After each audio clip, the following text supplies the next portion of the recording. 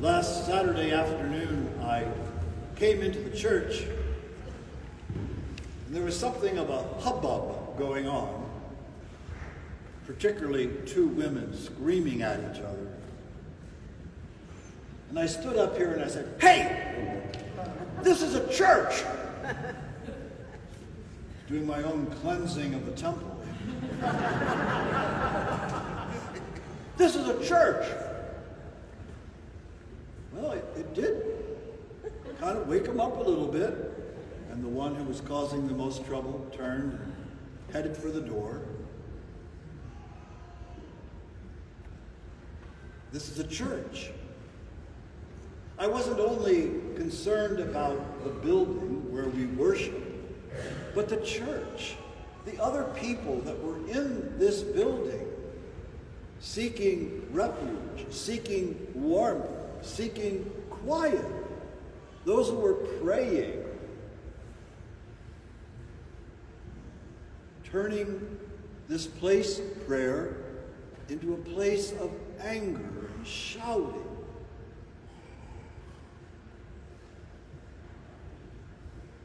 We need to realize that we are in relationship not only with God, but in relationship with each other.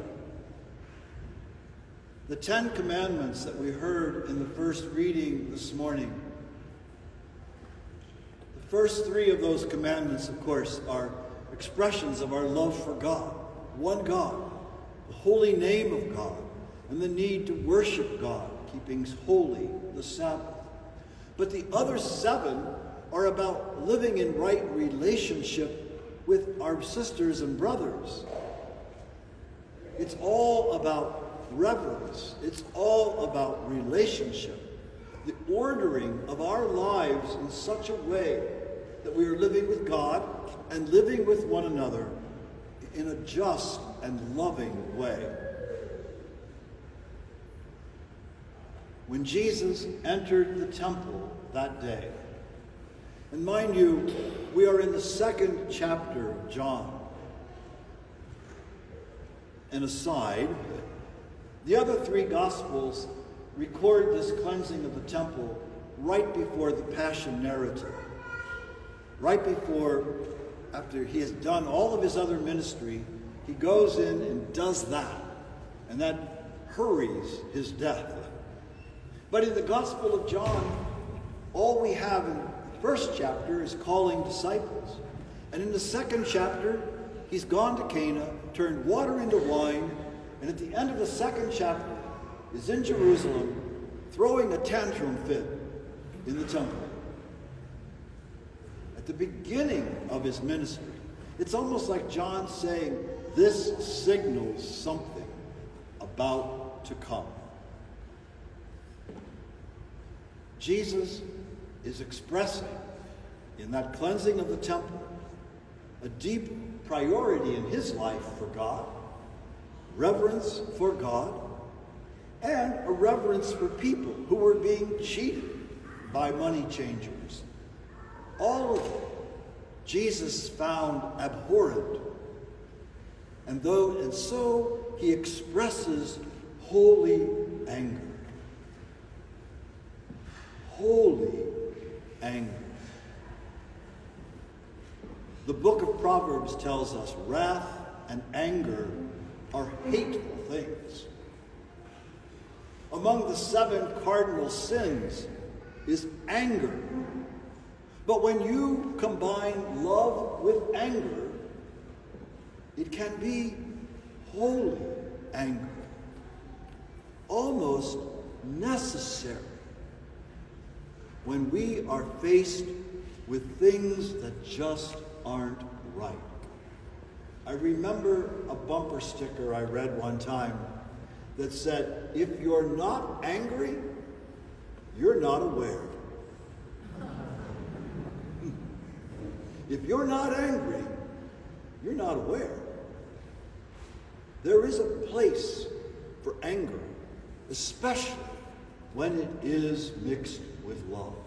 Don't be angry without love. Hateful thing, cardinal sin. But when we combine anger with love. It turns into something that even Jesus expressed, not just in the cleansing of the temple, but other times in the gospel. We are allowed, even almost commanded, to at times express holy anger. We, among the Catholic community, have had experiences of this. How many people experienced anger over several decades of the church's cover-up of sexual abuse by priests and other church leaders? It was a holy anger because something wrong was being done in our name as a church. We had every right to be angry. Francis of Assisi, in his day, totally committed to his Catholic faith. He was totally Roman Catholic, no doubt ever in his mind. And yet, he, in his own way, not by shouting at cardinals or popes, but by a change of his own life, lived a critique of the church against the worldliness, against the seeking of power, even the militarism of the church of his day, without condemning anyone. He simply lived in a way that was a serious critique of the church he loved. Holy anger. Our church is moving toward the second session of the Synod in Rome that opened up last October. A lot of wounds, a lot of hopes on the part of Catholic people. People are angry, I think in a holy way, about aspects of the church. The lack of true inclusivity, the lack of women being fully acknowledged as equal in all ways in the church. Personally, I do want to see women deacons, but I want to see women priests, not just deacons.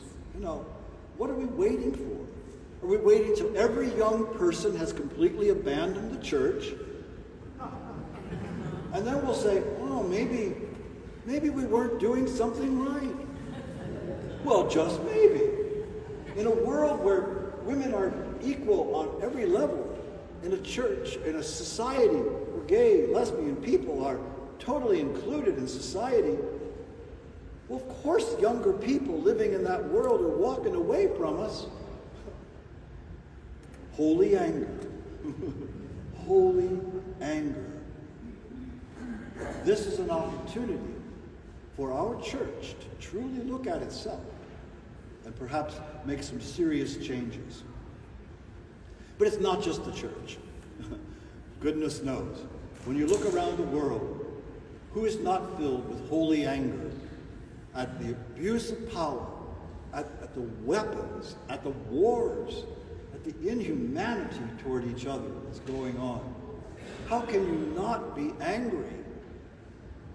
But be angry always with love, not to make further partisan divides, not to do that. If we stop and make sure that we are doing what we're doing out of love, we can then feel free to express our anger, our disappointments, and our frustrations. But don't do it without love. I know Jesus was totally in love with God and totally in love with his Jewish faith, totally in love with the people in that temple. because he was so in love, he dramatically made clear that what was going on there was not right. Sometimes we have to say that in our society to our national leaders, to our city officials. Sometimes we just have to say what's right, or at least what we believe is right. Always be careful. I have to remind myself, always be careful. I do not have the total vision. I can't see everything by any means. But there are times when we need to speak out of our sense of justice. The disciples, after Jesus had cleansed that temple, said among themselves, "Whoa, zeal for your house will consume me." They saw it happening to Jesus. Zeal for your house will consume me. I love the Roman Catholic Church. I love being a Catholic, as Francis loved it. But out of love, he critiqued it. He expressed his holy anger. I would love to see a church full of people filled with zeal for God's house, God's people, not just the parish church, but for the church that is the people of God. May we grow in our zealousness.